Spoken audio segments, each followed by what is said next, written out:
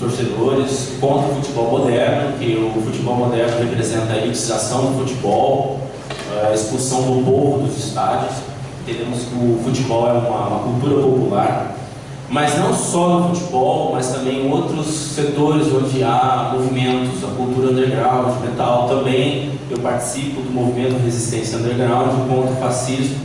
Nós organizamos uma coletânea chamada Satã Smasher de Fascismo, que é uma capa bem famosa por aí, que é o Satanás esmagando um integralista que tem a face do saco de cocô, né? E, enfim, nós estamos praticando o antifascismo e ele tem que ser ação direta mesmo, né? E aí, quando eu pensei no título dessa fala, baseada justamente em uma insatisfação muito grande com os rumos que não só o Sinasef, mas diversos outros setores da classe trabalhadora estão tomando. Nós estamos, a maneira como nós estamos lidando com toda essa conjuntura. E entendo que lidar talvez é o verbo mais próximo daquilo que a gente pode fazer no momento. Por quê? Porque o fascismo, se a gente não conhecê-lo profundamente, as suas origens, né, a gente não vai conseguir absolutamente nada. Então, o lidar com o fascismo, antes de mais nada, é também saber quem somos nós, por favor. Então, antes de falar de fascismo, o primeiro momento é de se reconhecer, que eu acho que é fundamental a gente começar a pensar o que somos, afinal. Nós, aqui. Quem somos nós? Qual é a nossa maior identidade? O que nós temos em comum? A gente costumeiramente chama um ao outro de camarada, companheiro, classe trabalhadora e tal, mas isso de fato é algo que está claro para todos nós? Essa é uma pergunta, e aí que fique colocado aí para todos, né? Eu sim me considero classe trabalhadora, acho que eu estou muito mais próximo do homem e da família que está debaixo da ponte do que alguém que mora num flat de 3 milhões de reais, ou mais, sei lá. Né? Então, mesmo que eu seja parte de uma classe de professores que tem um dos melhores salários do Brasil, né? Acima dos 10 mil reais, graças ao RSC, etc. Né? Isso é um ponto. Passa, por favor. O que somos e o que estamos sendo. Há uma diferença do que nós somos, do que poderíamos ser e o que estamos sendo. E aí, estar sendo, o que nós estamos sendo, de repente nós estamos muito mais imbricados de uma concepção que não é nossa. E de quem é? De repente é da camada dominante, da elite, domina e determina o que a gente pensa, o que a gente consome, o que a gente faz. Né? Então, de repente, o que estamos sendo é triste saber o que nós estamos sendo. Né? As perguntas estão sendo colocadas para a gente fazer o debate com profundidade posteriormente. Pode passar. Qual é o nosso plano enquanto aquilo que eu comecei a falar de identidade maior de classe trabalhadora? Nós temos um plano. Nós temos. Nós sabemos o que queremos.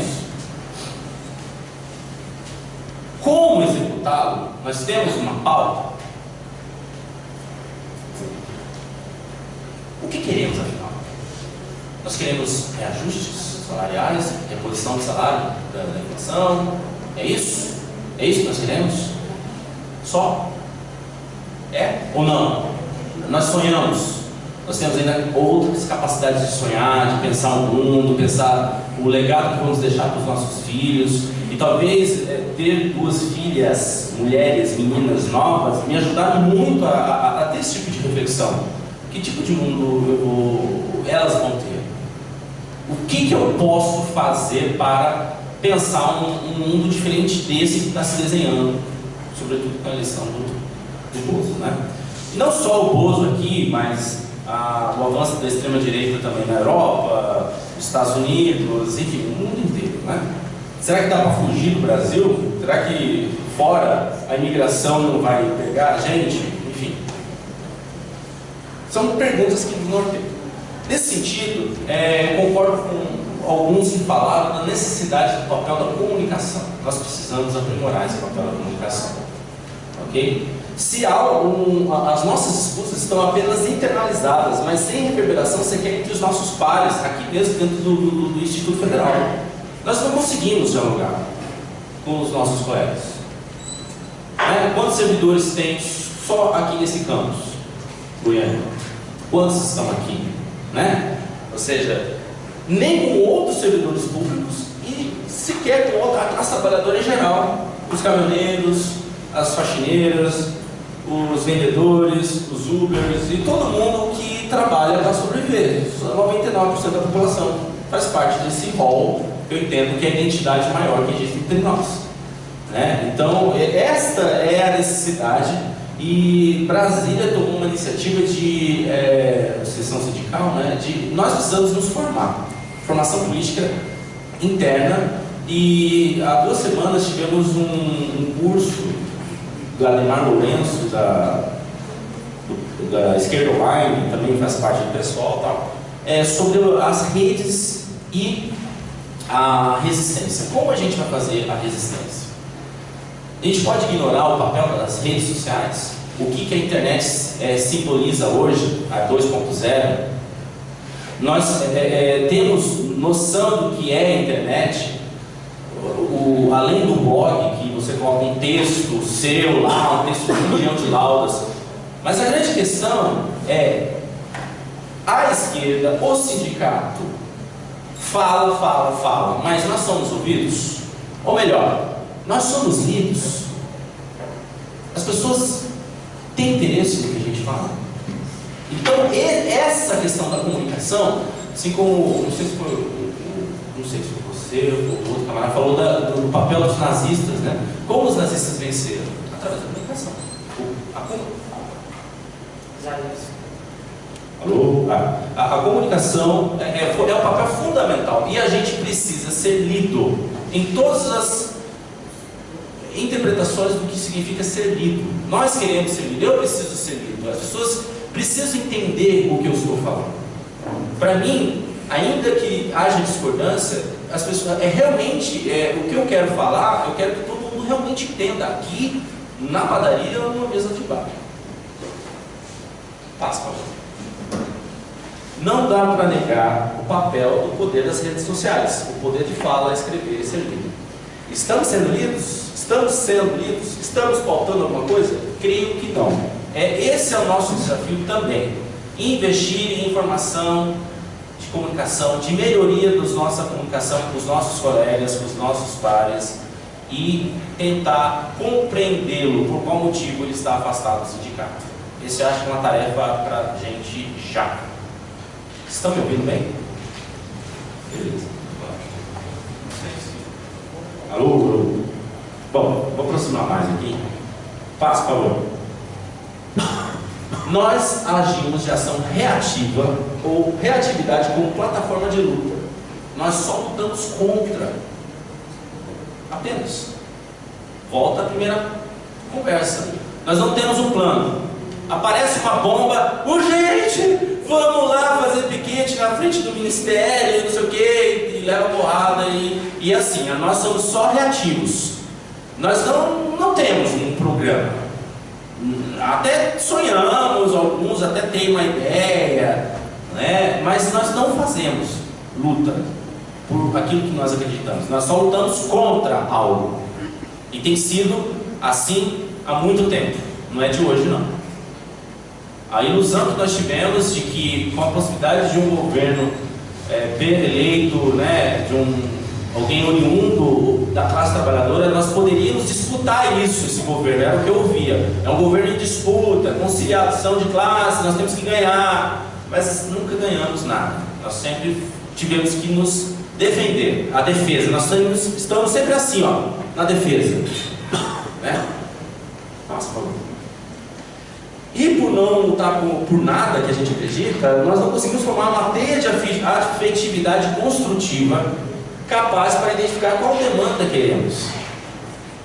É lutar por reposição salarial, o que mais queremos? Então, a pergunta de sonhos, o que eu sonho, o que eu quero, né? E aí a gente vai acumulando uma série de questões a respeito do nosso cotidiano, do tipo de vida que nós temos.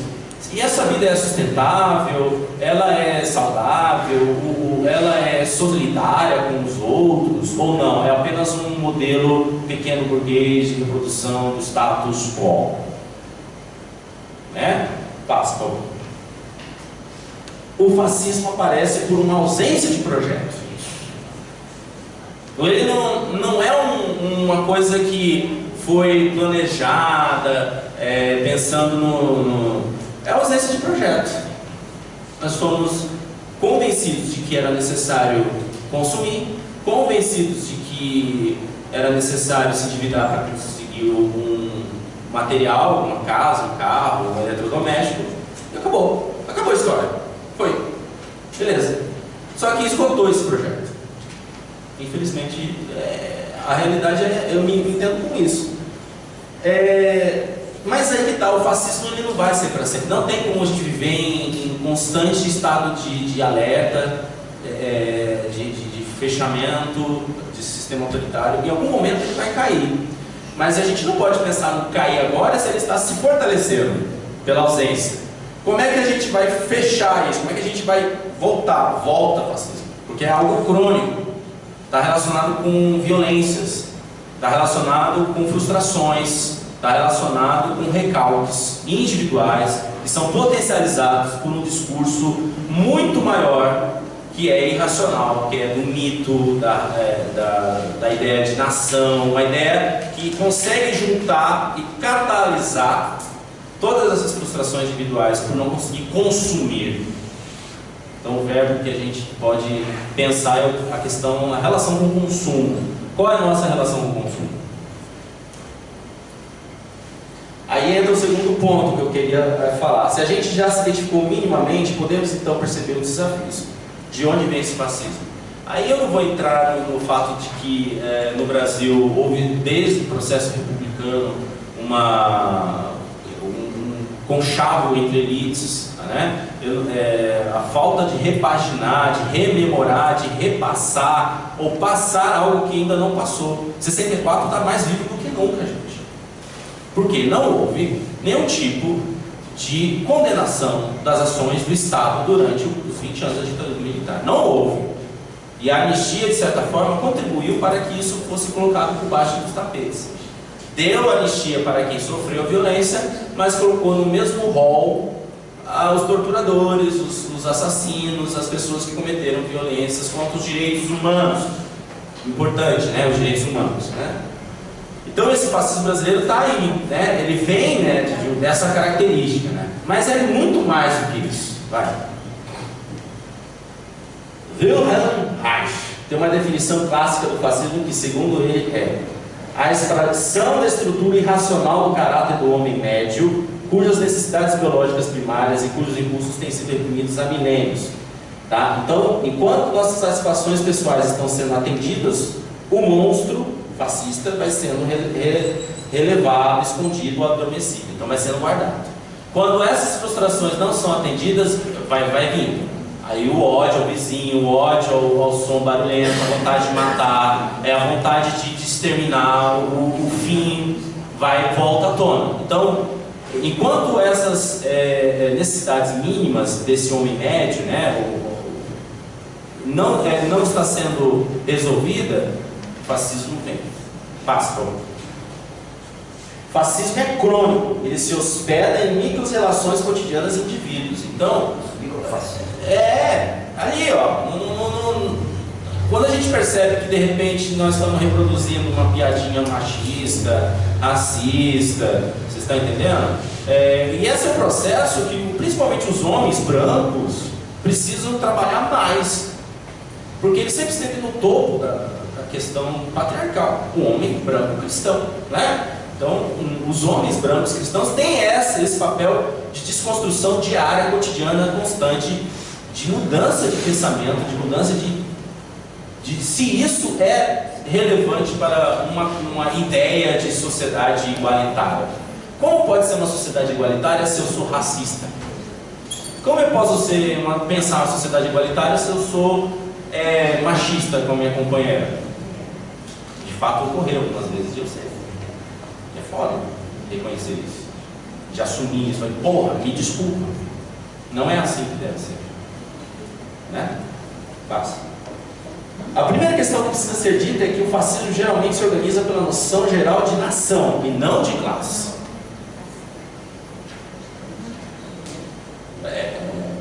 Brasil acima de tudo, Deus acima de todos. É isso. É a ideia de que nós somos todos partes de um corpo só. Aí aquela coisa de orgânica, de Durkheim, né? de estruturas muito bem estabelecidas e que nós temos que responder a esta organicidade de um corpo só. Como é o nome desse corpo? A nação. Aí quando a gente volta lá na formação do Estado Nacional, no início da Idade Moderna, né, das grandes navegações, a nação foi necessária para o quê? Para fomentar a destruição do modelo feudal e potencializar o mercantilismo. Então você tinha que universalizar um método único para falar, para pensar, para consumir, para definir onde você está, qual é o seu grau de parentesco. Se você nasceu aqui, você é fulano, você é brasileiro. Atravessou a fronteira, você não é mais brasileiro, você é paraguaio, boliviano, etc. Então, esses elementos necessários e a nação, a ideia de nação é fundamental para fomentar mercados. Né? Então a gente vai percebendo que existe uma relação muito próxima, né, de fascismo e alguma coisa relacionada a vender e comprar. Né? E mais, geralmente é um grupo social que detinha ou detém o poder das armas que alimenta isso. Então é um processo violento, autoritário, bélico, belicoso. Então são elementos do fascismo, são esses elementos que potencializam a ideia de que existe algum grupo que vai impor sua vontade, ponto final. Só que ele não pode falar que a vontade é dele, então ele fala em nome da nação. É bonito, né? Sou brasileiro, com muito orgulho, pátria amada, idolatrada, salve, salve. Né? Então, esses elementos da nação, da pátria, são muito fortes para você anestesiar um povo de forma que ela não perceba qual é os interesses por trás de tudo isso. Pascoal. Segundo Fernando Horta, o próprio fascismo se declarava uma filosofia libertadora que pretendia combater a corrupção e unir o povo por um país vitorioso. Então, o discurso contra a corrupção ele é batata. Você junta coisas que você não pode negar. Pô, você não é brasileiro? Como assim? Você nasceu aqui? Quer dizer, não é isso. Você não é contra a corrupção? Como assim? Quer dizer, vão te empurrando ao ponto que você fica sem argumento. Pretensamente sem argumento. Então, para um homem médio, né, é mais fácil aderir a esse discurso de nação, de combate à corrupção, chega da roubalheira, vamos ter que consertar. Né? Esse tem sido a narrativa deles. Será que é uma narrativa muito frágil? Né? Você vê que os caras estão fazendo um tipo de trocas, né, por conta de migalhas, assim, uma mixaria, né? Metade de salário comissionado da Câmara Municipal do Rio de Janeiro, cara, a Assembleia Legislativa do Rio, é muito baixo, é baixíssimo, é baixo clero, né? Como costuma-se dizer esse tipo de prática, né? Pascoal. Uma das tendências irrefreáveis e mais características do fascismo existe ainda na mitificação do chefe. Mito! Mito. É um mito. Né? É a mitificação do chefe. Precisa criar um chefe. Nem que seja um chefe, uma marionete. Por isso que calaram a boca dele na hora dos debates, porque ele destruiria o próprio mito Bolsonaro. Ele mesmo se destruiria ao falar. Era necessário, então, sair fora dos debates e deixar as campanhas subterfúgias, né, o WhatsApp, tudo isso para mitificar, criar uma ideia de chefe. Mas aí, quando depois de eleito, conversando com o cara que estava lavando o carro, Lava Jato, né, eu perguntei, pô, ele é mito, mas por quê? Você sabe por que ele é mito? O que ele fez? Aí ele joga a dúvida e o cara, não sei. Também não. Se alguém me disser uma coisa que ele merece o título de mito, eu vou parar para pensar. Mas até agora eu queria saber por que ele é mito. O argumento é mito porque ele defende toda essa ideia que você fascista, do dominante, tudo aquilo que esses que defendem essa ideia gostariam de falar, ele vai lá e fala na cara. Exato. Mussolini era chamado de o Dulce, né? Dulce, né? O Dulce, né? Tem sempre esse... Mas materialmente falando, objetivamente, ele não fez nada para ninguém. Ele deu voz para a minha ignorância, a ignorância de várias pessoas somente, mas efetivamente para melhorar a vida, concretamente, não, nada. E é isso que a gente tem que começar a pensar, como mudar a vida objetivamente, concretamente, né? Esta, de um modo geral, produzem no seio das ideologias conservadoras. Os partidos conservadores procuram, com efeito, basear-se numa construção ideológica e racionalista de base. Afirmam que não são os pobres quem exige alguém para ser chefe, já que as massas se limitam a receber o chefe que lhes é dado. Foi assim, né? E o fascismo tende, assim, a considerar a autoridade como exercida por um condutor de tipo carismático, ao qual se apresenta como libertador, salvador e redentor. Essas são ideias de Fernando Guzzo Soares. Passa, por favor. Ou seja, não poderia ter nenhum vínculo que não fosse o de nação. Qualquer outra organização espontânea, autônoma, que fugisse do controle soberano, deve ser aniquilado, pois é profanador. Então, por isso que quer enquadrar o sindicato como terrorismo, por isso que quer acabar com o Ministério do Trabalho, por isso que quer... Porque todas essas ações é para destruir organizações que não sejam obedecer. Isso é um país que vai para frente. Você tem que obedecer. Quem não obedece é alguém que tem que ser estipado, né? E é isso o nosso rumo, gente. Se o Sinazento e outros sindicatos não entenderem profundamente, seremos extintos por bem ou por mal. De alguma maneira seremos.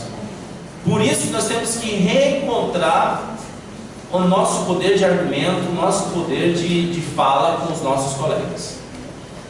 Passa. E essa nação é feita por indivíduos que não praticam solidariedade, mas apenas o cumprimento de ordens ditadas pelo líder. Deixa o homem trabalhar, pô. Não é assim que as pessoas falam? Ele nem entrou, você já está torcendo contra, como se a gente estivesse aqui falando de Fla-Flu ou de qualquer outra coisa. Nossa, já tinha que fechar. Vai, vamos lá, eu já vou fechar. Não tem nada depois, não. Bom, passa mais um pouquinho. Peraí, tem alguma programação depois? Tem? Não, então... Passa mais, esse aí só para ter. Uma pergunta sobre essa natureza humana. Qual é a natureza humana? Nós somos naturalmente individualistas ou naturalmente solidários? É difícil falar, eu acho que não existe uma natureza. Mas geralmente quando uma pessoa na rua cai, culturalmente do brasileiro que fala que tem um jeitinho brasileiro, a pessoa automaticamente a gente ajuda, né? Ou se alguém pergunta no Brasil, você sabe onde fica tal rua? Faz o seguinte, você pega aqui, vai ali e vira ali, entendeu? Quer dizer, é quase que automático, não é, mas é uma tendência ao ser humano se ajudar, né? Mas a ideia do indivíduo individualista, ele é um projeto necessário para criar essa teia de solidariedade entre nós, tá? Passa. Eu vou... tem muita mais coisa aí. A negação da política é fantástica essa discussão. O fascismo se baseia em 4 características sociais. Uma, a negação da política como forma de resolução dos conflitos humanos. Passa. Posso fazer uma colocação aí? Posso? A Márcia Tiburi, lá no livro, né, Como Conversar com o Fascista, ela diz que a política ela é uma experiência de linguagem, né? Assim como a filosofia também é uma experiência de linguagem, essa relação da filosofia com a política. E interessante que a primeira característica que também ela coloca é essa questão da negação da política, porque como o fascista ele não dialoga, porque ele vê o outro, né, como sendo diferente, ameaçador, então ele não pratica o ato político. Então a primeira coisa que acontece no fascismo é o fim da política, que é exatamente o que a gente está vivendo hoje, né? Eu não gosto de política, eu não gosto dessa coisa, vou mudar, não interessa quem é, a gente só precisa mudar em nome dessa coisa da corrupção. Então a discussão política ela se perde. Eu acho que tem tudo a ver com o que foi inclusive discutido na mesa de conjuntura, em alguns momentos foi discutida essa questão. Eu acho que de repente a gente pode estar praticando esse fascismo dentro da nossa própria instituição, dentro do nosso próprio sindicato. Então a política é uma forma de resolver o fascismo, de acabar com o fascismo, né? Você já não escreve?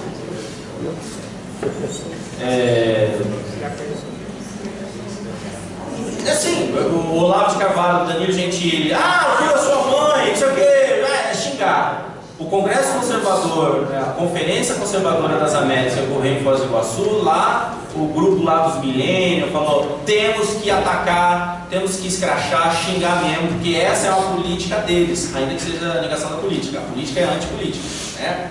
Negação da diferença com comportamento socialmente válido, ou seja, não é permitido diferenças, é porrada, igual, todo mundo igualitário, no sentido de todos têm que fazer o que está sendo mandado. Minoria tem que ser varrida. Exatamente. O discurso Bolsonaro ele é muito claro nesse minoria sentido, tem que ser fácil de ser digerido nesse sentido. Afirmação do comportamento moral único caracterizado não apenas como desejável, mas é obrigatório, ser cristão, né? Homem é homem, mulher é mulher, a ideia do patriarcado, reforçar. Pênis e vagina. Não aceitação da figura humana como detentora de direitos naturais, ou seja, o ser humano necessariamente não tem direito aos direitos humanos. Só o pênis e a vagina. Só aqueles humanos que são que fazem o correto moralmente. Passa. 3 condições históricas para o surgimento do fascismo: preponderância da ideia de Estado sobre qualquer outra coisa. Passa. Corporativismo, uso de violência contra opositores políticos. Isso a gente não precisa nem falar, né, Camila? Né? A violência está aí, está respingando, ainda não chegou aqui, gente, mas vai chegar. Próximo. ênfase na noção de escassez e de luta por recursos materiais para promover a cisão social. Fernando Horta, essa análise é dele. Então, a escassez de recursos faz com que temos que todo mundo nos resguardar, cortar direitos, porque tá foda e aquela coisa, mas pelo bem da nação a gente vai fazer essas políticas. Para finalizar, tem mais alguns textos aí que falam de como o Mussolini era considerado para os mais liberais uma transição para o fim dessa ideia de um Estado que pudesse resguardar a população. Então, engana-se que o Mussolini não andou de mãos dadas com o liberalismo, com as privatizações, até mesmo Hitler. Foi entregue, sim, para a iniciativa privada nazista. Aquelas empresas que contribuíram para o regime nazista abraçaram, vários industriais italianos na Itália, alemães na Alemanha, fizeram essa campanha. Então, eu creio que o nosso modelo, passa mais alguns para frente, só para fechar. Vai para frente, pode ir. Tinha um monte de coisa aí que eu ia colocar. A ideia é que demotecnocracia, que funciona muito bem nos institutos federais, né?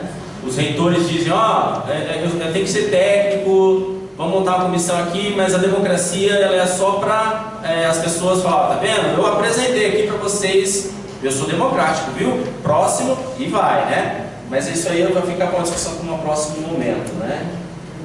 Nossa narrativa precisa ser estampada. O capitalismo é a guerra, né? E com efeito essa a teoria certa, rigorosamente exata. Na verdade, o fascismo não é mais do que um dos instrumentos de domínio que se serve o capitalismo. Esse sim constitui a causa dos males sociais, entre eles a da guerra. Ou seja, nossa missão, gente, se nós queremos realmente combater o fascismo, é pensar com carinho até que ponto nós podemos viver nesse sistema. Mas como é que a gente vai destruir o sistema capitalista? É possível destruir o sistema capitalista? Praticando. A prática é sermos solidários, precisamos ser solidários uns com os outros, e fundamentalmente assumir um papel de reduzir a palavrinha mágica que é usada, consuma. A gente tem que reduzir o consumo. Todas as possibilidades imagináveis. Deixa eu ver se tem mais alguma coisa aí pra gente. Passa. Aqui. O fascismo só pode ser vencido se for enfrentado de modo objetivo e prático, com um conhecimento bem fundamentado dos problemas da vida. Não adianta sarcasmo, não adianta eu avisei, pois não se trata de jogo de futebol. São trabalhadores, todos nós. Eu já tive várias discordâncias com umas ideias de colegas aqui, pertencentes a partido A, ou B, ou U, né? Mas... Você foi com o PSTU. Mas assim, tentamos ser mais empáticos nas nossas causas. Criemos empatia entre nós. Se nós sairmos daqui diferente de como foi construído, meio que a base do caos no grupo, esse encontro já vai valer a pena muito. Sairemos muito vitoriosos a partir disso. Muito obrigado.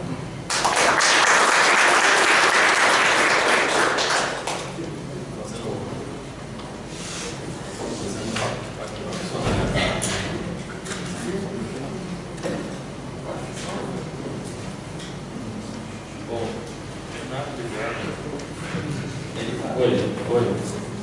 Então, partimos agora para a fala do Marcelo. Marcelo, acabou estendendo um pouco, se você quiser estender, se você precisar de mais tempo. Boa noite a todos. Desculpem a repetição, mas nós sabemos que o movimento muitas vezes volta abraço, volta outras coisas. Então, tem um pouco de paciência com a repetição da mesa. Eu vou retomar alguns elementos da fala de conjuntura, principalmente no final, para me deter um pouco na questão das frentes. Eu acho que já foi bem colocado que muito das questões acerca do fascismo, e vou tentar aqui ser breve, de preferência o mais breve possível, acerca dessa discussão das frentes, acerca do novo ciclo que se coloca e das tarefas, os desafios que nós temos pela frente. Só vou retomar brevemente um elemento que é importante para nós entendermos o fascismo. Ou seja, o fascismo ele só é possível diante de uma derrota da classe trabalhadora. Eu acho que sem isso a gente não entende o fascismo. Não é algo que vem do nada. Seja, uma derrota da classe trabalhadora em que a própria classe ela perde a sua capacidade de iniciativa, a sua capacidade de fazer política. E aflora nesse processo um tipo, como foi bem colocado aqui, de voz de um homem comum, médio, como foi colocado aqui pelo Reich, em que o que se aflora dessa voz é o ódio e o ressentimento social. E que um outro elemento importante a ser destacado é que o fascismo só passa a ter relevância enquanto regime, enquanto cultura política, a partir do momento que tem uma base social de propriedade. E sem isso não é possível que o fascismo se desenvolva e se dissemine. Esses são elementos importantes a serem colocados. Dito isso, eu retomo a questão final que eu colocava acerca das frentes. Como nós nos colocamos frente a esse processo de uma vitória contundente dessa concepção de sociedade em que a classe trabalhadora é derrotada e que emerge desse processo um fenômeno político que nós denominamos de bolsonarismo, um potencial fascista crescente, visto que há elementos ali de possibilidade de gestação e construção de uma cultura política de um regime fascista. Como enfrentar esse processo? Dizia eu no final da minha fala de conjuntura que um dos elementos a fazer era construir uma organização a partir de um programa e de uma estratégia, e não a partir de lideranças e táticas, né? Que seria um equívoco construir um movimento de frente ampla, ou um movimento de frente, se quisermos, a partir da bandeira do livre. Seria um equívoco, porque seria um movimento estruturado em lideranças e táticas. Ou seja, precisamos de algo mais para construir essa organização. E creio que seja isso que nos traz aqui hoje. Como construir esse programa e como construir essa estratégia. E isso passa pela política de frentes. Ou seja, como enfrentamos esse cenário, sendo que sozinhos, de maneira isolada, adotando uma tática ofensiva, independentemente da correlação de forças, tendemos a ser derrotados e tendemos a reforçar o bolsonarismo com esse potencial fascista. Como retomar o processo da iniciativa política da classe trabalhadora, sair das cordas e passar a adotar uma política ao mesmo tempo de resistência, enfrentamento e colocação de um programa, porque é isso que se coloca para as frentes. Ou seja, nós não vamos fazer frente só para fazer resistência, nós temos que construir uma frente que seja capaz de sair das cordas, tomar a iniciativa política, ter um programa e disputar esse programa na sociedade. E nesse sentido, a unidade é fundamental, a frente ampla ela é fundamental. E ela passa por todos esses setores progressistas, revolucionários, de esquerda, da sociedade, que estejam dispostos a minimamente defender as liberdades democráticas. E vejam, dizer que vamos construir uma frente que defenda as liberdades democráticas tem um elemento importante aqui, que é, politicamente, esse elemento pode ser progressivo ou regressivo. Vai depender da relação social e da política de forças. Lá em 1905, você tinha uma frente para construir a Revolução Burguesa na Rússia. É uma defesa de liberdades democráticas. Então nós temos que pegar esse conceito histórico, essa experiência histórica e tentar entendê-la na nossa particularidade. Ou seja, defender liberdades democráticas, progressivo ou regressivo, depende da relação social e da política de forças.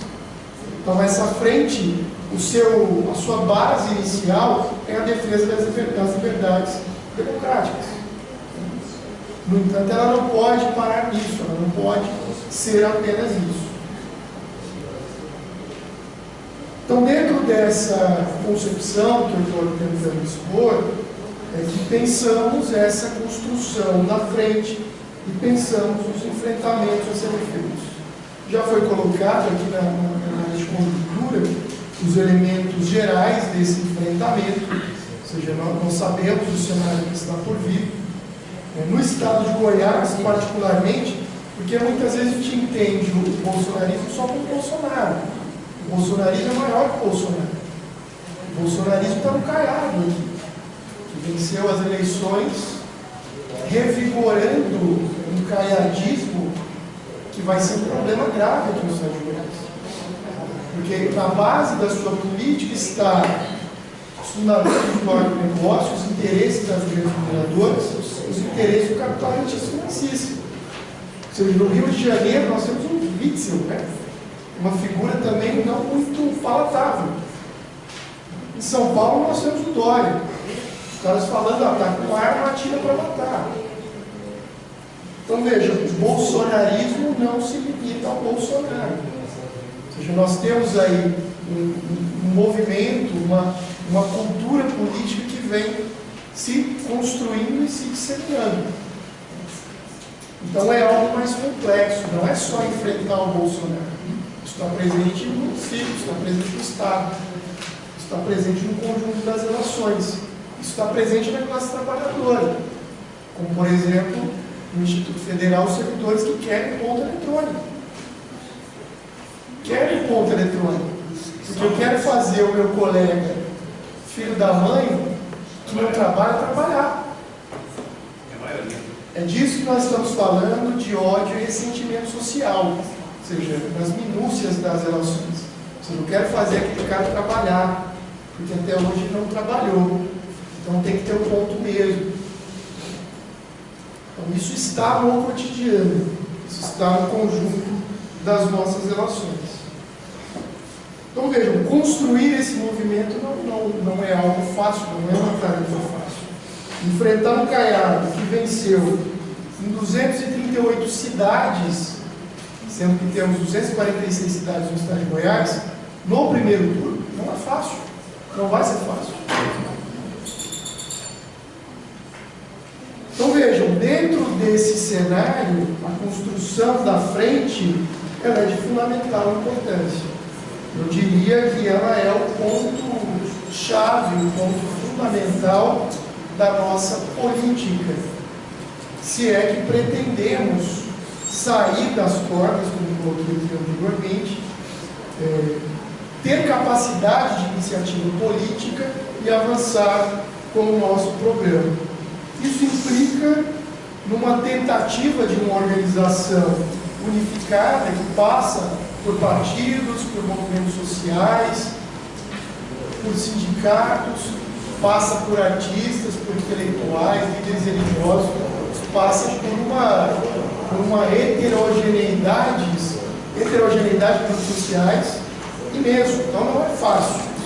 Não é fácil, porque nós sabemos que na construção do movimento existe o oportunismo, existe o casuísmo, existe o hegemonismo, o sectarismo e muitos ismos que por aí vai. Então, construir à frente e evitar as cisões internas não é algo fácil, mas é algo fundamental diante desse processo. É algo fundamental diante de um tipo de bolsonarismo que encontrou no antipetismo a sua coesão social.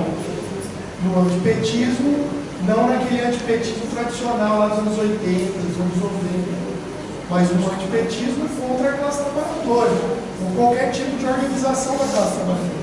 É contra sindicato, é contra o movimento, é contra o partido de esquerda, é contra qualquer perspectiva que represente minimamente direitos fundamentais, direitos básicos, que tenham uma perspectiva progressiva, do ponto de vista social, do ponto de vista cultural, civilizatório. E aí nós entendemos um pouco desse ódio ao intelectual, do ódio ao artista. Tem muito disso, né, dentro dessa base social.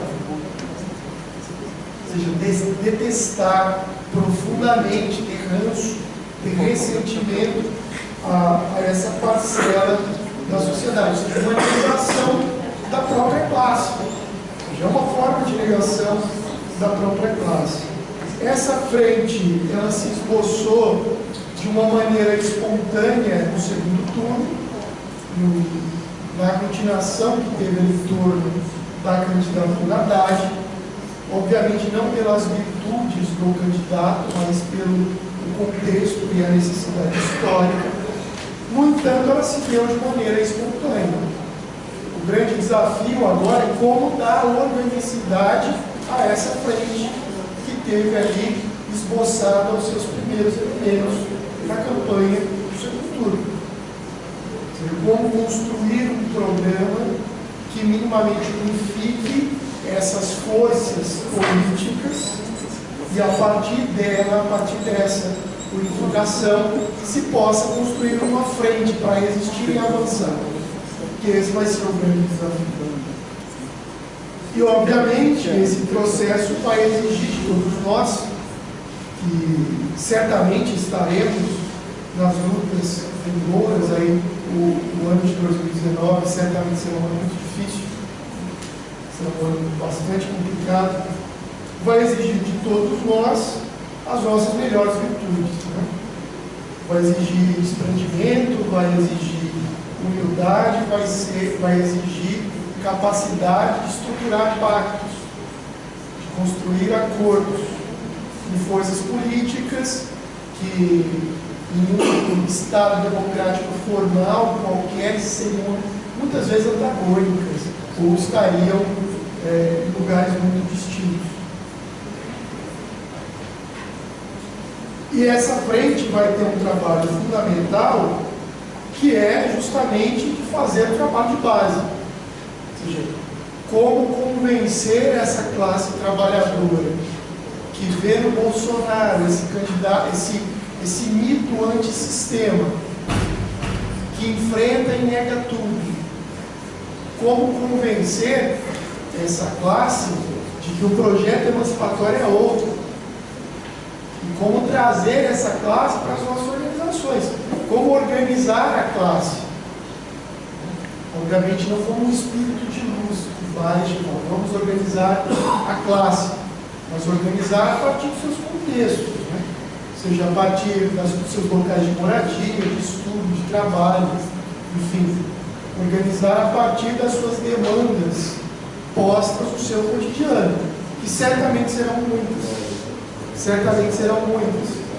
Nós estamos vendo uma reforma trabalhista que certamente vai eliminar 90% dos sindicatos existentes, que tinha a função de garantir acordos de trabalho, de fiscalizar leis trabalhistas, que vai desaparecer. Os sindicatos serão empurrados a ser sindicato movimento. Então, como construir esse processo nesse novo ciclo de lutas abertas, esse novo ciclo de luta de classes abertas, em que uma parte significativa da classe trabalhadora adere, apoia e é base desse regime. É aí que está o grande problema. É aí que vai estar, e se isso se consolidar, será o nosso grande desafio.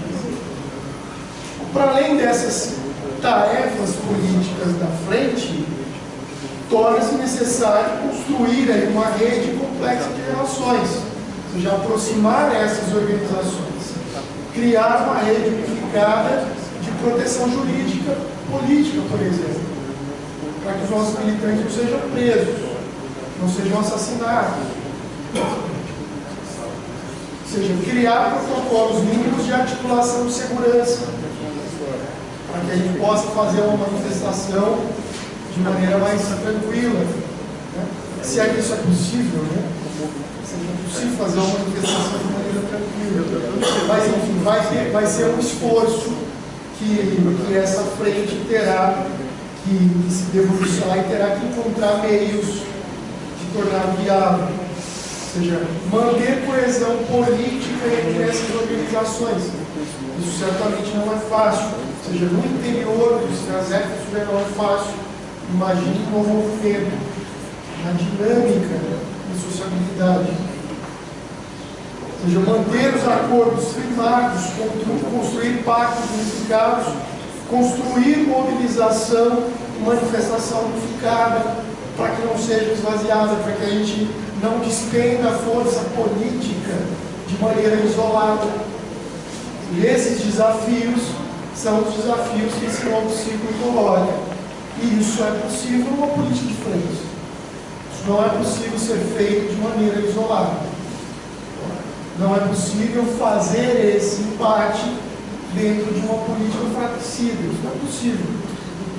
Eu creio que um dos desafios desse encontro será justamente pensar esses elementos, de como conduzir esse processo de condução das frentes, como nos colocamos na construção desse programa e como organizar esses enfrentamentos que estão por vir no ano de 2019. Obrigado.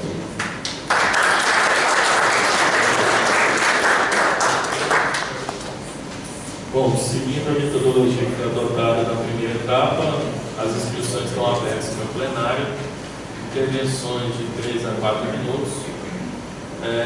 Na terceira fala, nós encerramos as inscrições e voltamos para a mesa. Se for necessário, abrimos mais um bloco de intervenções, ok? Daí, por favor.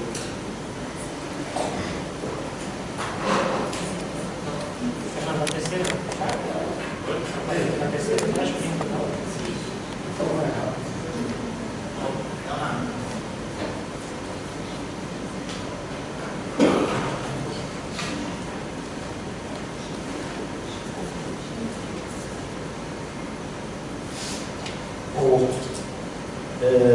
As características do fascismo, né, foi colocar a negação, a política, a negação, as diferenças e a afirmação dos conceitos morais. Bom, a gente verifica que há esse movimento é um movimento anticientífico.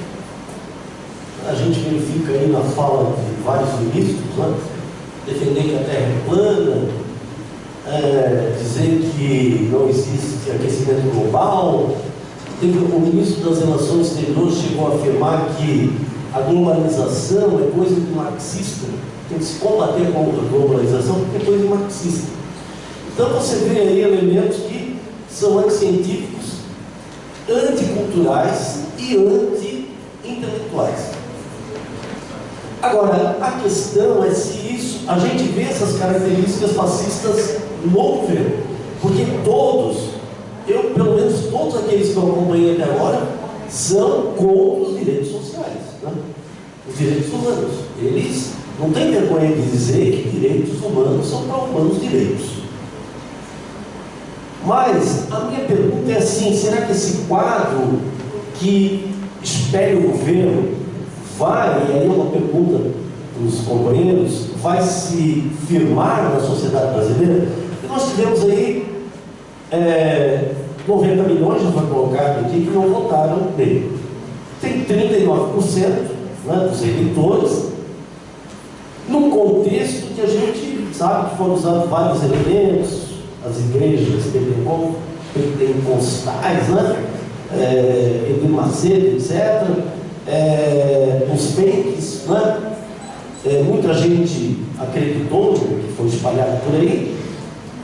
E o Congresso, logo depois das eleições, o quadro era assim: 140 deputados da oposição, 256 bolsonaristas e 117 se colocando neutro. Esse era o quadro logo após as eleições. Mas você já olha, você fala quantas vezes ele foi e voltou atrás, já brigou, né? Malafaia já disse que ele queria que o Malta fosse o ministro, aí o Mourão disse que o Malta era um elefante no meio da sala. Então eles não se entendem, os três grupos ali, os filhos do Bolsonaro, os militares, e tem o terceiro grupo, que são os evangélicos. Então, será que qual será o quadro em janeiro? Será que eles vão continuar aí? Como é que vai ficar essa situação, essa briga entre esses três grupos? Porque agora pintou um escândalo. Muitos deputados que estavam entendendo já vão começar a recuar. Os meios de comunicação, que a gente critica, e com razão, né, porque é uma estrutura aí, eles já estão dando recado, já houve uma denúncia. Então, a minha questão é: esse movimento fascista vai se firmar ou ele tende a se dissolver, né, a partir da resistência do próprio Congresso? Leonardo.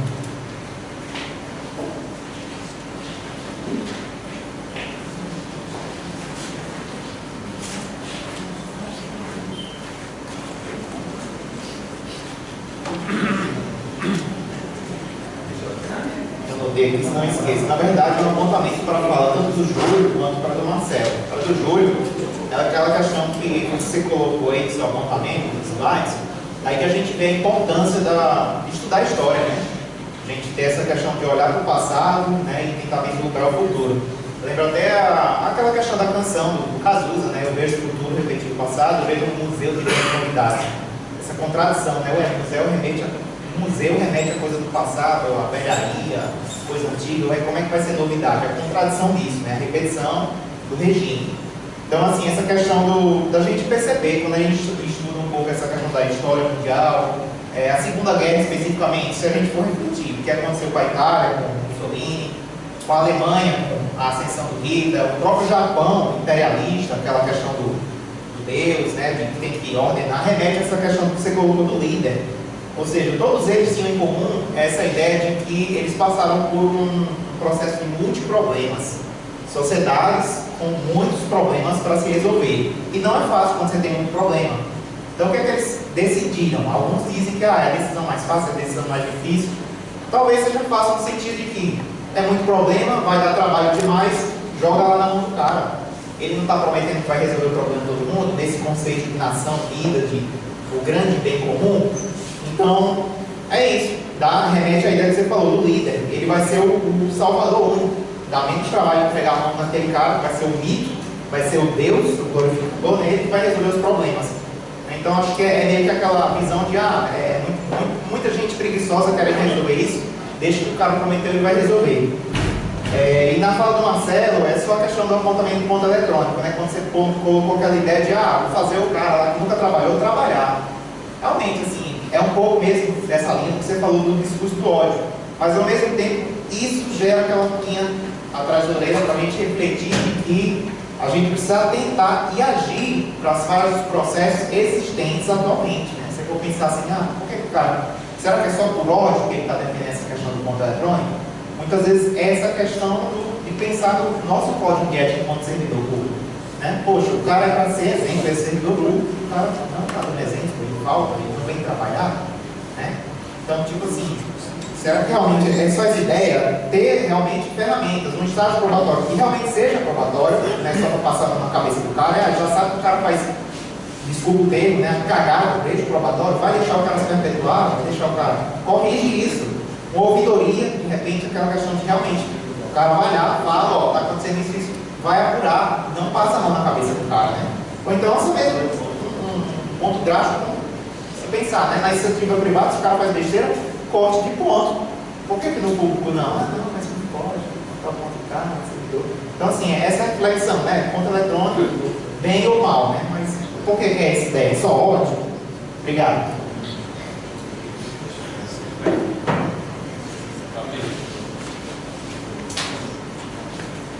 Na fala da Camila, nós encerramos as inscrições e posteriormente retomamos as detenções da mesa. Então, foi citado aqui o livro Como Dialogar com o Fascista. Eu queria começar a partir disso.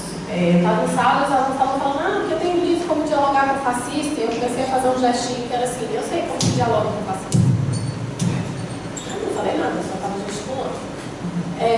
Por que isso? Assim, eu acho que não é à toa que a gente coloca o símbolo como fascismo um punho fechado. Assim, não tem diálogo com quem quer nos exterminar. Eu concordo muito com o Paulo quando ele falou, nem todo mundo que vota Bolsonaro é fascista, fascismo está gerando xingamento, que bom que a mesa deu uma limpada diária nisso. Agora, tem sim setores fascistas que estão se organizando e eles se organizam para matar a gente vai tentar dialogar. Peraí, gente. Eu não sei se vocês repararam, mas assim, absolutamente tudo que o Bolsonaro acusa o PT de fazer, ele faz. Meio que como jeito de fazer uma cortina de fumaça com relação ao que ele faz. Olha, eu sou crítico ao PT, né? Mas, enfim, ele pega e fala, não, o PT é corrupto. Não, eles doutrinam nas escolas, ele doutrina na escola. Absolutamente tudo que ele acusa o outro, ele fala, eu sou a solução porque eu acuso o outro, ele faz. Preste atenção na acusação muito séria que ele faz. O PT estava montando milícia armada com o MTST e com o MST. E não estava, infelizmente, né? Ele vai montar, gente. Ele vai montar milícia armada. Ele vai usar dinheiro público para montar milícia armada. Essa é uma das características do fascismo, que eu senti um pouco de falta na mesa, que é a organização paraestatal militar. Não é só botar militar no poder do governo, e isso o Bolsonaro está fazendo. É militarizar todos os setores e criar grupos paramilitares armados. É muito sério o que a gente está falando quando fala de companheiros sendo assassinados. Quando o Júlio fala que vai chegar aqui. Então, eu acho que essa é uma questão que a gente precisa pensar e repensar as nossas formas de luta. Porque, desculpa, aquele discurso que a gente estava fazendo, não, contra o ódio vai ter o amor, não vai resolver as coisas não, assim. Está vindo chumbo muito pesado para cima da lei. A gente está falando que é luta de classes e retomar luta de classes e retomar a perspectiva de luta. Ou a gente vai ser exterminado, ou a gente não está sendo consequente quando a gente fala que está vindo fascismo aí, que é isso que está vindo para cima da gente. Se durante o governo Temer e uma manifestação lá em Brasília já tinha arma letal sendo usada contra a gente, imagina o que vai ter esperando a gente manifestação contra o governo Bolsonaro. Aí o Júlio pega e fala, né, de fugir. Tem vários companheiros falando que saíram do Brasil. Eu falei, não, maravilha, todo mundo com a mesma ideia de sair do Brasil ao mesmo tempo, né? Eles não vão nem ter trabalho, mas só para a fronteira para poder pegar a gente. Não dá para a gente se esconder, cooperado. A gente vai ter que se organizar e resistir. Não dá para a gente se esconder. É muito fácil detectar a gente pelo nosso jeito, pela nossa fala, pela nossa atuação, pela nossa história. Então a gente vai ter que se organizar, repensar para ver como é que a gente vai resistir. Acho que essa é a questão. E aí eu queria fechar com a pergunta para a mesa, de como a gente organiza frente a isso nos nossos locais de trabalho. Porque, infelizmente, a gente tem visto várias manifestações fascistas de estudantes dentro de sala de aula. A gente tem visto várias manifestações fascistas de professores com relação a outros professores. Saíram do armário mesmo, por completo, para fazer denúncia contra a gente, para poder dizer que tem que abrir empate contra a gente, né, de técnicos. Então, eu queria saber como é que a gente vai fazer para poder enfrentar isso nos nossos locais de trabalho. Né? Assim, acho que a gente tem que pensar esse movimento mais geral da esquerda, mas a gente tem que pensar como é que a gente vai fazer para poder organizar a nossa resistência. E um último aspecto que eu queria colocar, eu gostei muito quando o Júlio fala desse caráter do capitalismo ligado ao fascismo. Né?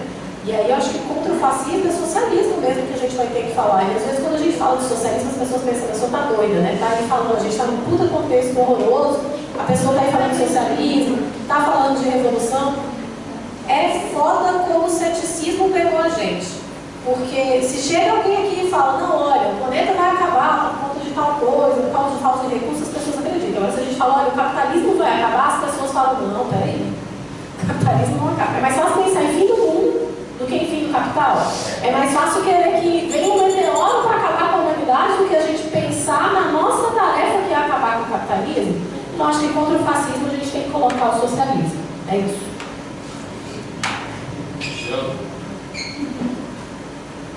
Enquanto o Jonathan tem sobra, eu vou pegar o microfone de novo, só agradecer a companheirada. Eu vou poder estar aqui nos outros 2 dias do encontro. Quem vai estar aqui vai ser o companheiro Gel, pela Chapa Filhos, é o Gel e o Vaguinho, né? Eu tenho outro compromisso em São Paulo e agradecer todo mundo pelo fato de estar aqui, ouvir e compartilhar a experiência. Vou continuar acompanhando nas redes sociais o encontro dos outros dias.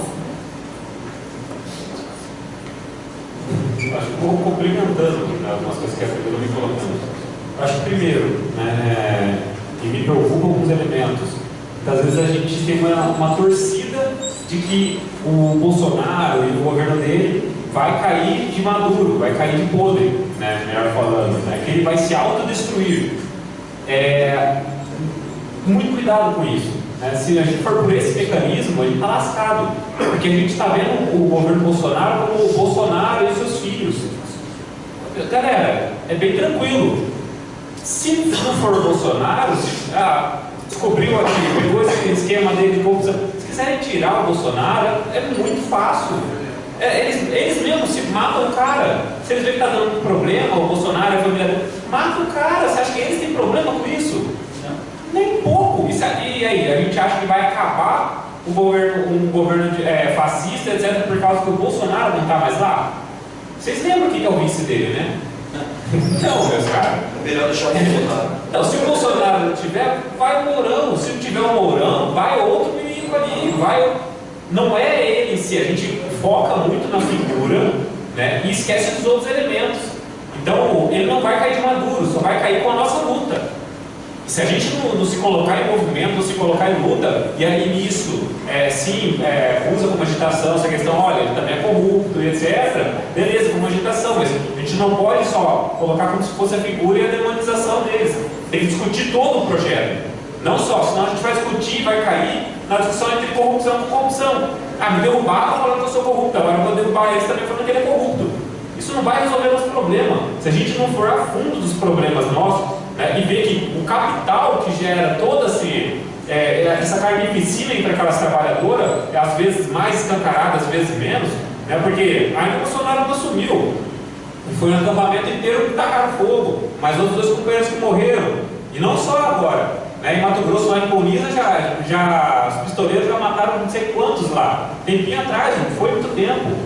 Então, ele vai mais, às vezes, um pouco mais carnificina, outros menos. Mas ele é bem pino. Se a gente não fizer a discussão a fundo de que o capital destrói a nossa classe trabalhadora, e se não é na arma, é dentro das fábricas. Pega os dados da Uzi Minas, acidente de trabalho na Uzi Minas, o companheiro ficou pendurado, morreu asfixiado com gás de vazamento de duto. Outro companheiro lá teve um braço arrancado fora. O capital mata nós no dia a dia. Então, se a gente não começar a limpar o meio de campo e colocar isso também na conta do capital, a gente acha que, beleza, estando na democracia, a classe trabalhadora está tranquila. Não está. Nós estamos lascados também. Então, como o Camilo vem colocando a questão, por isso que a gente fala novamente, ou é socialismo ou é barbárie, né? Então, cada vez mais caminhando para a barbárie, né? E não podemos esquecer essa palavra. E outra, a gente vai ter que, se há um novo momento, a gente tem que nos reinventar também, né? Tem que ter muito cuidado e mudar as práticas nossas, né? Qual que é as questões de segurança que a gente vem tomando, que a gente vem pensando? A gente vem discutindo o fascismo já faz um tempo, vimos que ele mata, que ele é agressivo, isso e aquilo outro, e quais são as medidas que a gente vem tomando? Não estou falando só nós não, né? Os próprios companheiros do MST e vários outros, mas inclusive nós.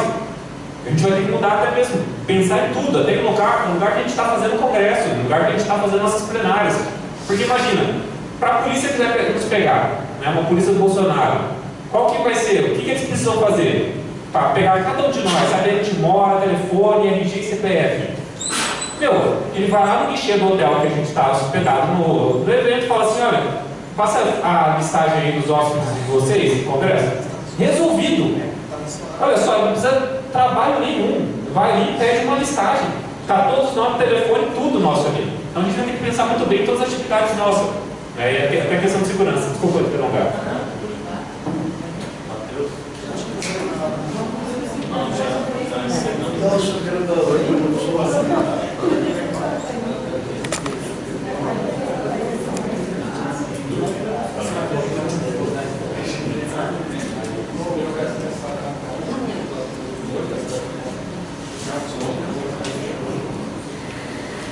Boa tarde, boa noite, né, os colegas presentes. Meu nome é Matheus, eu sou da seção sindical do IFMT Campus Cáceres. Acho que a mesa propõe fazer é uma discussão que não é muito fácil, que historicamente não está resolvida, que é o que é conceitualizar o fascismo, o que é o fascismo e como combater o fascismo. Se você pegar um conjunto de bibliografias e tentar conceitualizar o fascismo, não tem coesão histórica. Tanto que é mais fácil falar no plural, né, que existe fascismos, do que falar que tem o fascismo de forma singular em si. Mas se você pegar o que é o fascismo alemão, o fascismo italiano, já tem diferença.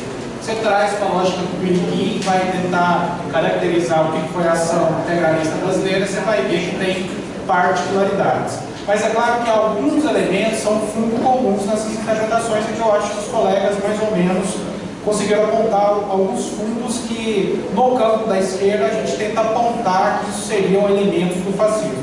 Mas eu acho que tem três características que ainda faltam no Brasil para a gente enquadrar nesse conjunto dos fascismos. Algumas dessas, alguns colegas já vieram apontando. Uma que falta, de fato, um partido fascista no Brasil.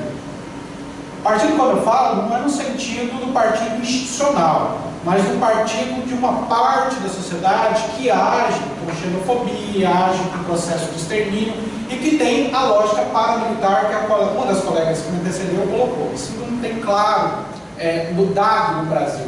E um partido de perfil paramilitar que tem uma lógica militar. Isso não existe. A gente não tem um AIB no Brasil. A gente ainda não tem os elementos do partido nazista, como por exemplo tem na Alemanha.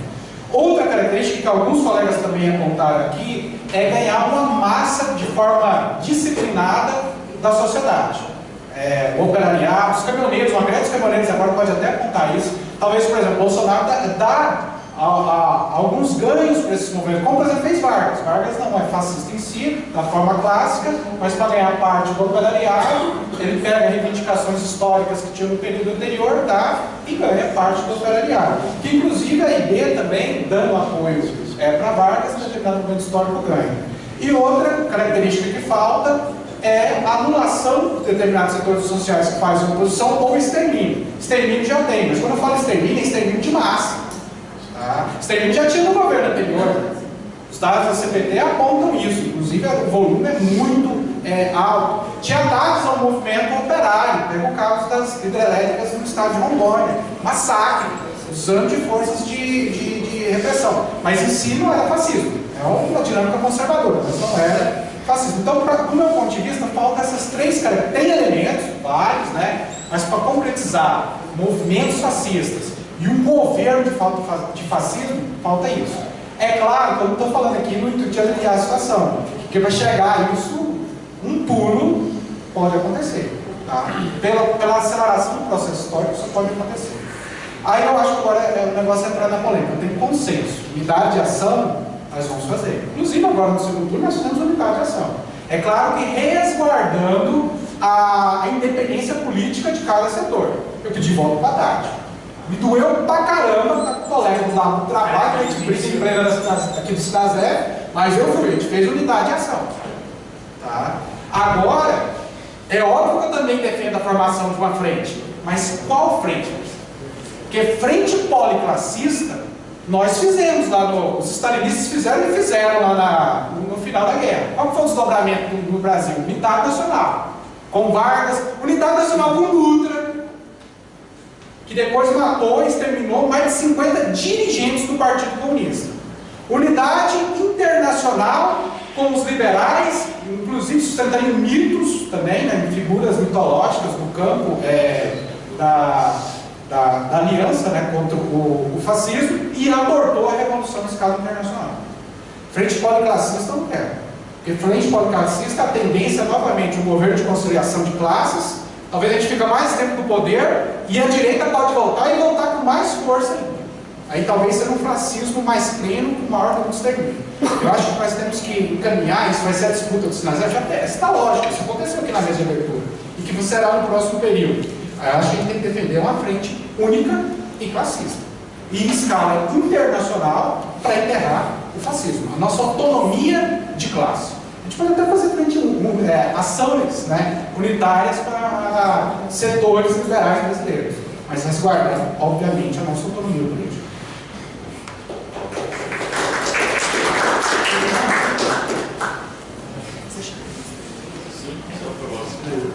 Você quer fazer alguma observação? As inscrições já estão Eu só encerradas. também uma fala de que Porque vai embora. Você quer fazer agora? não é rápido. É que amanhã possivelmente eu também esteja indo, né? Vai depender porque os companheiros vieram para o encontro do jurídico em São Paulo e a gente vai precisar estar conversando sobre a frente de defesa da rede, né? E ver as articulações que a gente deve fazer segunda-feira aí, ou lá na Bahia ou em São Paulo, ou aqui em Brasília, ou lá em Brasília. Então, possivelmente eu vá porque ele vai estar amanhã, ele já está hoje, né? Fica para amanhã, e enfim. E também dizer que amanhã o debate que seria sobre a carreira única dos trabalhadores de educação, docentes e técnicos, ia ser feito pelo William Carvalho, que foi indicado pela nossa chapa. E ele havia preparado tudo, né? Estava disponível para estar aqui, mas não foi providenciado as passagens e tal, né, a hospedagem, e ele não pôde vir. Então, não sei se vai ser, né, só justificando a ausência dele, caso ele não, quer dizer que amanhã não vai estar aí. E até para saber também por que não foi providenciado isso. Okay?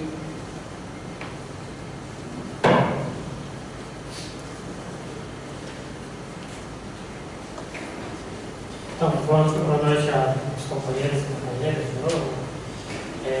Eric Hoppersbauer, ele, quando vai discutir no livro A Era dos Extremos, um dos elementos que ele coloca sobre o fascismo, que é importante a gente ter uma ação, uma interpretação disso e uma compreensão de que o Júlio colocou sobre o aspecto econômico da Itália e como isso se desdobra numa relação política que é portuguesa, que os governos vão ter que ter para ter relação e de alguma forma uma sustentação na superestrutura com as relações internacionais também. Ele vai dizer basicamente o seguinte, que o fascismo ele é uma característica dele. Ele é contra a ideologia ou contra o sistema político comunista e contra o sistema liberal. Porque o liberalismo ele vai ter toda uma relação contra essa ideia de nação. Se a gente pega inclusive o regime militar, ele tem que se fechar e o regime militar fez uma série de empresas públicas e tal. Você pega, por exemplo, a construção e sustentação da Vale do Rio Doce. Não é qualquer coisa, que só foi vendida depois que teve eleições. Não foi vendida antes. Então, do ponto de vista econômico, tem a relação dessa. Em determinada situação, um governo que seja fascista, de regime fascista, que aí é um regime, não vai mudar o sistema vai continuar capitalista, ele vai se apoiar, inclusive em setores da burguesia, que vai ter esse elemento que ele falou. Em outras situações, pode ser que não, que ele vai ter essa característica, uma característica central, que é qual? O intervencionismo do Estado na economia, em tudo. Ou seja, o Estado quer ditar isso. Aí eu queria só, do ponto de vista dialético, nós temos que sempre pensar. Não, eu até sempre brinco, né? Falam que as fadas não existem, que os anjos não existem, ou que determinadas coisas não existem, né? Eu tenho dificuldade de falar, eu não daria conta de falar daquilo que não existe. Elas podem não existir no campo material, elas existem no campo das ideias, por aí vai indo. O que eu quero dizer com isso? Quando estava escrito lá, a negação da política, eu acho que essa afirmação é perigosa, porque a dialética não é a negação da política, é a negação de qual política? É diferente. Por exemplo, a política que a gente conceitua do latim é a arte do bem comum. Para o setor fascista, não tem arte do bem comum, não pode ter isso. Então ele está negando um tipo de política e está querendo implementar outro tipo de política, que é o debate que a gente faz. Então não podemos cair na armadilha de uma mecânica escrita de dizer que nega a política, não. Nega um tipo de política, é diferente. Essa aqui é uma questão que nós precisamos colocar categoricamente. Então, alguns elementos, acho que do ponto de vista econômico, a tendência hoje é cada vez mais uma relação internacional de submissão que o Brasil vai se colocar através da política de Bolsonaro, sustentado nas Forças Armadas. Acho que eu falava com o Geraldo. Bolsonaro é um dos principais defensores do reajuste dos militares. Por quê? Está disputando aquela base, baixo escalão, dos generais a baixo escalão. O que eu dizia na fala da conjuntura? Por que nós temos que defender liberdades democráticas, inclusive nos setores das Forças Armadas? Que basicamente todos os processos revolucionários contou com dissidências, setores que rompeu com as Forças Armadas e que vieram do lado da classe trabalhadora. Isso não está colocado agora. Mas as Forças Armadas vão ter um papel importante mais à frente. E aí acho que só para a gente aqui colocar uma questão. Liberdades democráticas é uma parte da pauta das frentes. Do frente que nós queremos que tenha um caráter classista. E aí a gente tem na história uma confusão que é feita, que a gente tem que tentar desfazer. O amplo da noção que nós vamos fazer frente com os setores da burguesia. Inclusive foi isso que em determinado momento da história apareceu. Frente pressupõe um projeto estratégico. As nossas táticas, as nossas ações vai caminhar nesse projeto estratégico. O que eu quero dizer com isso? Concluir. Nós, liberdade democrática, uma parte, nós temos que também, nessa frente, ter uma linha de defesa nossa, que pressupõe o quê? A luta contra a reforma da Previdência, contra a escola sem partido, contra a reforma trabalhista e uma série de outros ataques que vão vir. Ou seja, essa é uma linha de defesa que nós temos que ter, que é parte da frente. A pergunta é, nesse programa, setores que governaram o país e que estão ainda no poder em determinados lugares, eles vão vir conosco? Porque nós tivemos disposição para lutar lado a lado em defesa dos nossos direitos. Esses setores que nos atacaram por muito tempo, eles vão vir? É uma pergunta que está lançada para nós, que é o desafio aí da construção de uma frente única por recorte classista. Isso,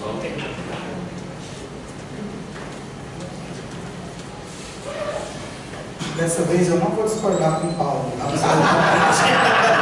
mas eu vou aproveitar o gancho dele e de algumas outras pessoas que falaram, fazer um recorte classista, mas eu quero ressaltar e colocar diante de todos que outro recorte que a gente precisa fazer, e aí é um lugar de onde eu falo sempre, e de onde eu milito, e de onde surge o meu pensamento, é que esse recorte tem que ser classista, ele tem que ser de gênero e ele tem que ser de raça. Nós precisamos interseccionar, não adianta pensar unicamente na classe, embora a maioria da população pobre, da classe operária, seja negra, a gente precisa colocar esses recortes específicos e tratar das situações específicas.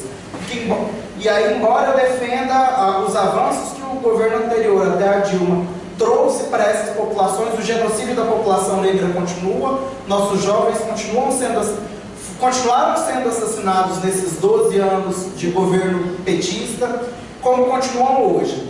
Os companheiros do MST foram assassinados, um outro assentamento foi incendiado, mas não dá para esquecer no início do ano Marielle, que foi assassinada, não dá para esquecer Mestre Morto Catente, que foi assassinado no dia da eleição por conta dessa ascensão do fascismo e desses ataques que estão sendo fortalecidos nesse momento. E aí eu vou lá no Camila que falou no início, pensando realmente, Camila, no que a gente pode fazer e como a gente age nos nossos locais de trabalho, porque os nossos colegas de mesa, nossos colegas de corredor, os nossos colegas de instituição estão também nos atacando, estão nos ameaçando e a gente está com medo. Eu particularmente estou com medo, porque eu já fui ameaçado dentro do Instituto e eu acredito que vários de nós já fomos ameaçados nesse sentido. O que a gente pode fazer? E aí eu jogo para a mesa, eu não tenho resposta, quem sabe vocês tenham. Eu não te ajudo não, Não, eu tenho uma dessas, assim. Eu faço artes marciais e, assim, fisicamente, no mano a mano hoje eu acho que eu me garanto. Mas, além disso, se eles vierem armados, eu não sei pegar uma arma. Quem sabe pegar em arma? A gente precisa se proteger e a gente precisa. Aquela questão do afeto, acho que alguém falou na primeira mesa, a gente precisa superar essas diferenças, superar os problemas de grupos políticos específicos. E aí isso, o Juscelino, conversando comigo lá no pátio, antes da gente voltar, fez uma colocação a respeito dessas divergências e da forma muito evidente que a gente acaba colocando, talvez, os interesses partidários ou de outros grupos políticos nos espaços sindicais. A gente precisa, em certa medida, esquecer essas particularidades na construção da frente, mantendo, óbvio, a autonomia, a forma como cada um age, mas pensar em, literalmente, ninguém solta a mão de ninguém. Ok, então, retornando à mesa, já para as intervenções finais e as considerações, ok? Vou começar com a Marcelo.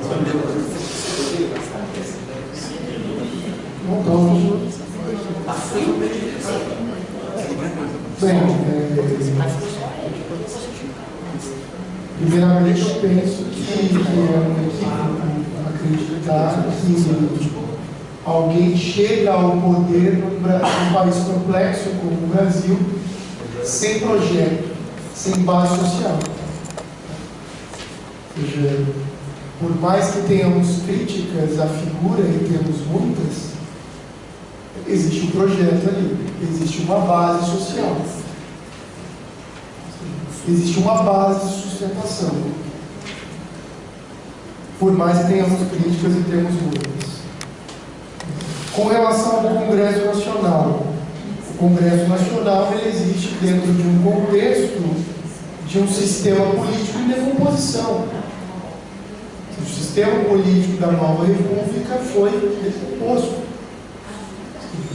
Todas as suas principais lideranças desapareceram. Os partidos diminuíram no seu tamanho. Para termos uma ideia, temos lá o PSL do Bolsonaro, que é o segundo partido, com 52 deputados. O MDB com 33. O PSDB com 29. E aí, se formos para a questão do embate da luta política, temos o PT com 56. O pessoal com 10. Com 10, né? 10. PCdoB com 9. Ou seja, a luta de resistência, a luta de construção de resistência não passa pelo parlamento, ela é extra-parlamentar. Isso está claro.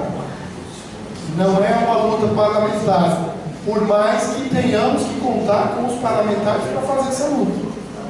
Mas não é uma luta que vai se dar dentro do parlamento, porque é um parlamento completamente pulverizado.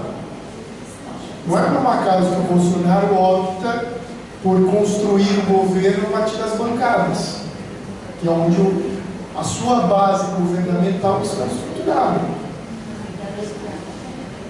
Não me parece sensato apostar no colapso do governo Bolsonaro dentro dessa lógica, porque certamente virá uma reforma política por aí.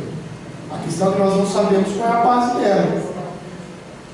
dentro de um cenário de avanço progressivo de elementos fascistas. Nós não sabemos como isso virá, de que maneira virá. Da maneira como ela veio até agora, ela veio de forma autocrática. Ela veio via cláusulas de barreira, restringindo partidos políticos importantes, principalmente no campo da esquerda. E nós não sabemos como essa nova reconfiguração do sistema político se dará. Certamente ele se dará. Nós não sabemos como ainda. Vai depender da nossa capacidade de luta social. Quando eu citei o ponto eletrônico, aqui foi um exemplo desse ressentimento que está no contexto. No contexto de uma determinada conjuntura. Não quis dizer e não disse com isso que esse servidor que apoia o ponto é fascista. Por favor. Né? Por favor. No entanto, esse ressentimento só é possível se expressar agora. Porque do ponto de vista legal isso está posto desde 96.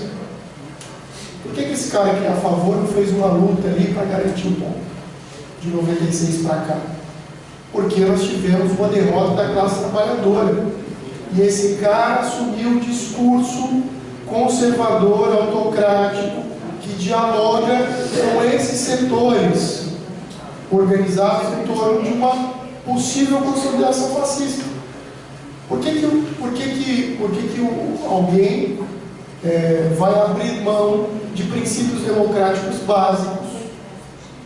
Porque é isso que nós estamos falando de ponto eletrônico. É disso que nós estamos falando. Você está abrindo mão de princípios democráticos básicos, que é minimamente coordenar e organizar suas relações de trabalho e transferir a outra. É disso que nós estamos falando quando nós falamos de ponto eletrônico. Estamos falando de precarização do trabalho, ou seja, um sujeito que aderiu ao projeto da classe dominante por uma via extremamente autocrática, mesmo que isso seja consciente.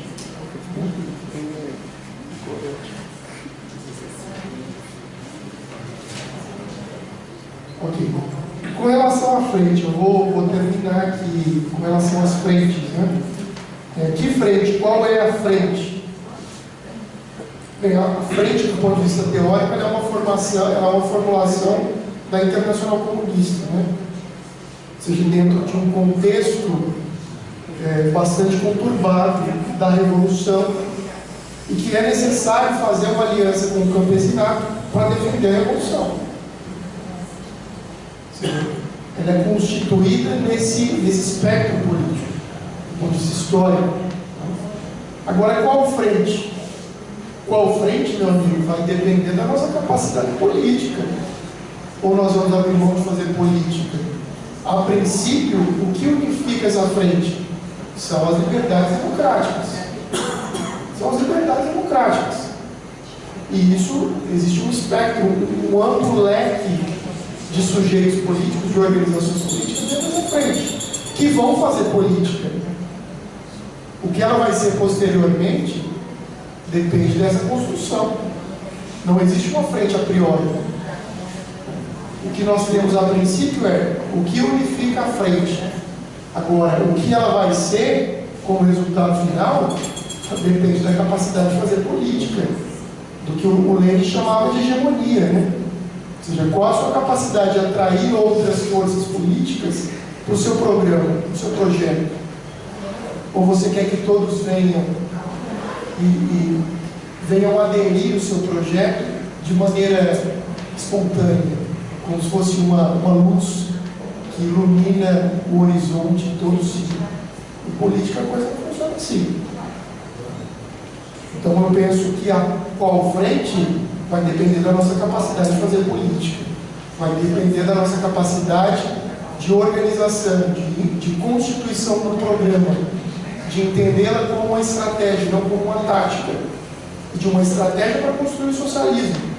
Só que isso não está posto no início. Não adianta você dizer para o fulano lá que é líder religioso que é uma frente classista. O cara não vai ir para frente. É simples assim. Então aí é necessário construir as mediações.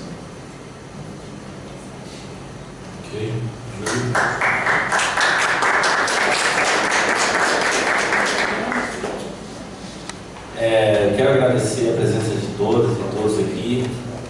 Estou cansado, acho que muitos também estão no final de ano, diário, conselhos e outras coisas mais. Mas está sendo muito interessante. Eu quero agradecer a presença e a oportunidade de estar falando aqui. É legal que as nossas falas, elas provocam reações que voltam com outras provocações que faz um ciclo de ideias fomentar e muitas vezes da forma mais rica possível, né?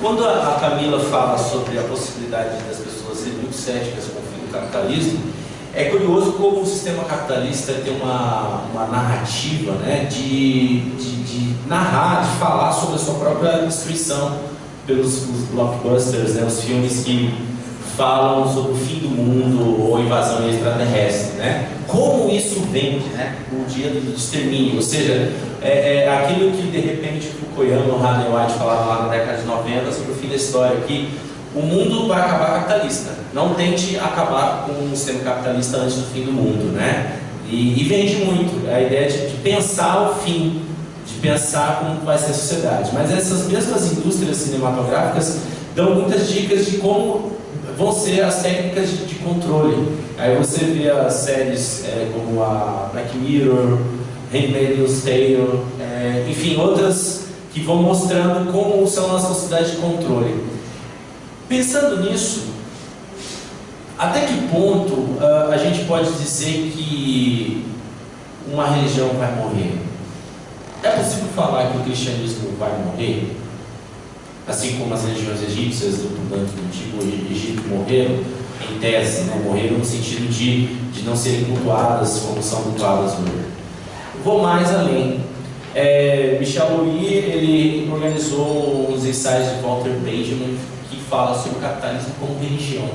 Então, talvez a resposta para as pessoas não serem crentes da possibilidade de superar o capitalismo, porque o capitalismo é cultuado pelas pessoas como religião. E ser anticapitalista, de certa forma, é uma profanação, é heresia no mundo atual. Você ser contra, as pessoas até falam, olha, eu sou contra o capitalismo. Nossa, como assim, né? Até mesmo no seio do sindicato, dentro dos ambientes de trabalho. Porque as pessoas tratam o capitalismo como uma religião, onde Deus é o dinheiro, é o consumo, e as instituições sagradas são aquelas relacionadas à difusão do dinheiro, banco, shopping centers, enfim. Então é curioso isso, inclusive é um texto que eu quero ler o mais breve possível, que se chama O Capitalismo como Religião, organização de Michel Louis, ensaios de Walter Benjamin, póstumo, né? A respeito do Partido Fascista, sobre a caracterização para que tenhamos de fato um fascismo autêntico, eu acho que é bem provável que possa não ter, não vai ter, né? Você falou, né? Ainda que o MBL pretende se colocar como um partido, né? E como você mesmo disse, isso não significa que o fascismo não esteja de fato sendo praticado, porque são práticas, né? São elementos que vão dar esse suporte, né? E outra, é possível você terceirizar essa atitude sem ser por um partido, né? Exemplo, na Argentina, antes da última ditadura militar, em 76, ocorreu a AAA, Aliança Argentina Anticomunista.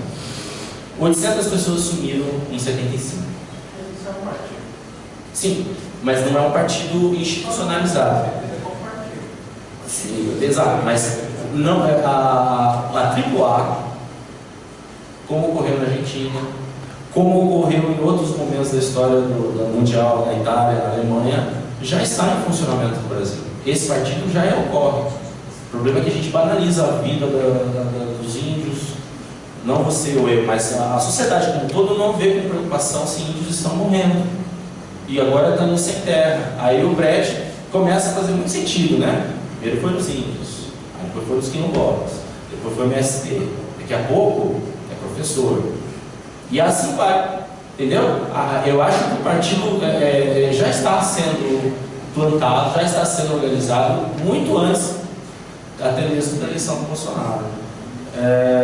Sobre o ponto eletrônico, que eu acredito que, estava até conversando com um colega, que é um controle de vida, né? Você tem 1 hora de almoço, mas você vai lá em 59 minutos e 37 segundos. Ele vai registrar que você está irregular. Mas não está irregular porque faltou, mas porque você veio antes. Ou seja, isso são mecanismos para perseguição, para poder montar, judicializar, para poder perseguir, para poder demitir se for feito, está errado aqui, aí se cria uma narrativa jurídica para, esse servidor ele não cumpre com o ponto eletrônico mostra. Aí vem aquela discussão que eu não consegui fazer, e também é uma coisa que precisa ser melhor pensada sobre a demotecnocracia, né? Que é a democracia sem povo, mas com técnicos específicos que vão cuidar das coisas para o povo. E os tecnocratas, os burocratas, eles estão muito presentes nos governos autoritários e fascistas, né? Porque eles precisam de elementos jurídicos, sobretudo jurídicos, para justificar suas ações. Então a ascensão do nazismo foi via as eleições, a ascensão do bolsonarismo via PSL, foi eleito. Você vê que elegeu o Major Olímpio, foi milhões de votos. Ele levou uma galera de São Paulo para a Câmara dos Deputados. Exatamente, é ele que defende o fim dos quilombos, é ele que defende o fim das torcidas organizadas. O que será do futebol sem torcida organizada, né? E aí você cria a narrativa da violência, torcida organizada só tem vagabundo, maconheiro, drogado e ladrão. Vamos acabar porque isso é organização criminosa. Assim vai ser com o sindicato. O sindicato só tem vagabundo, comunista, maconheiro, bichas, etc.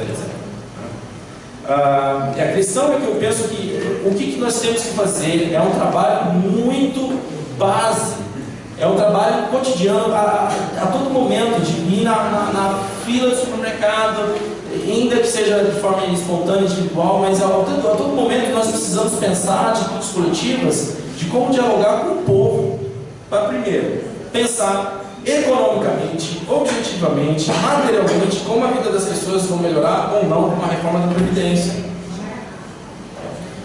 Isso eu acho que é fundamental, a gente começar, porque o discurso é muito fácil, de repente, desconstruir o lance do combate à corrupção desse governo, é um ponto inicial. Após isso, objetivamente, como lidar com isso, de forma empática com as pessoas, em geral, com o povo.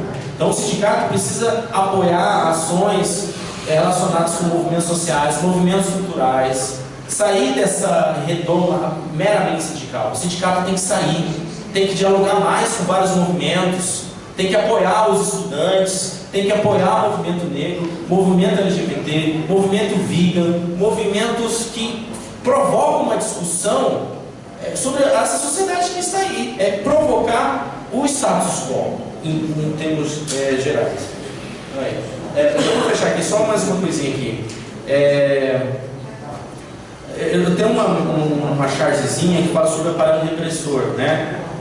Quando a gente pensa a formação do Estado Nacional, no século XV, um dos elementos fundamentais era o Exército, o aparelho que oprime, o que vai manter a ordem, o aparelho que mantém a ordem. Então, quando a gente vai na manifestação, tem polícia, bomba, gás. Se essa polícia mínima não dá, aumenta o patamar, cachorro, cavalo. Se essas manifestações já são cotidianas, golpe. Mesmo assim o golpe não tem, um AI-5. E se piorar a porra toda, aí o fascismo é a escala mais absurda para manter o sistema capitalista. Eu entendo dessa maneira. A leitura que eu vejo do fascismo é ao último suspiro do capitalismo. Ele faz parte do capitalismo, não pode pensar de outra maneira, né? Por fim, a questão que o Evaldo falou sobre o afeto, acho que o Evaldo falou da superação das diferenças. Eu espero que a gente não cometa o mesmo erro dos alemães em 1931, quando os socialistas e social-democratas não fecharam a frente antifascista. Nós não podemos cometer esse erro, porque eles cometeram e perderam e foram perseguidos. Primeiro os socialistas, os comunistas, e os social-democratas e a coisa toda, tá? E que nós sejamos solidários a Marielle, ao Marcelo Freixo, aos MST, aos índios, a Rafael Braga, a César Batiste, a Lula. Todos eles são perseguidos, presos, políticos desse sistema que está aí. Muito obrigado.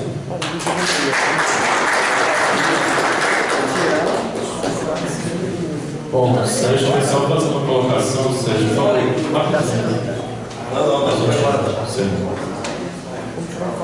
Pessoal, desculpa, eu sei que já está todo mundo cansado, mas bem em cima da que foi discutido aqui na mesa, sobre a questão do fascismo, né?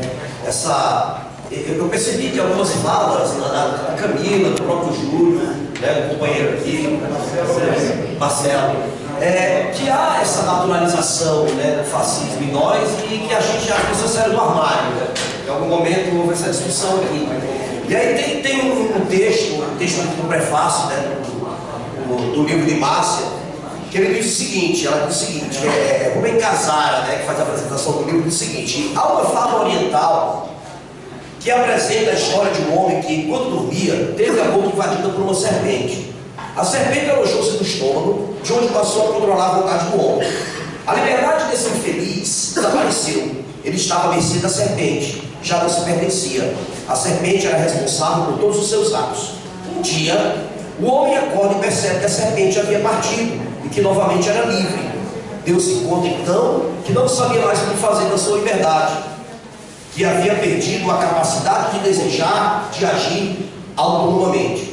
Ele, a instituição legada, Franco Basaglia, resgata essa breve história para concluir que, na atual sociedade que vivemos, somos todos escravos da serpente e que, se não tentarmos destruí-la ou vomitá-la, nunca veremos o tempo da reconquista no conteúdo humano de nossa vida. Então eu acho que cabe bem direitinho no que a gente estava discutindo aqui. A gente tem que vomitar esse fantasma, né? Essa serpente que está dentro de nós, e eu acho que essa foi uma das mensagens que eu mais vi aqui nesse encontro até agora. Obrigado.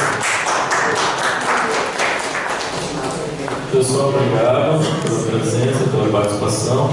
Amanhã continuamos aqui nesse mesmo lugar, ok? A partir das 8h30.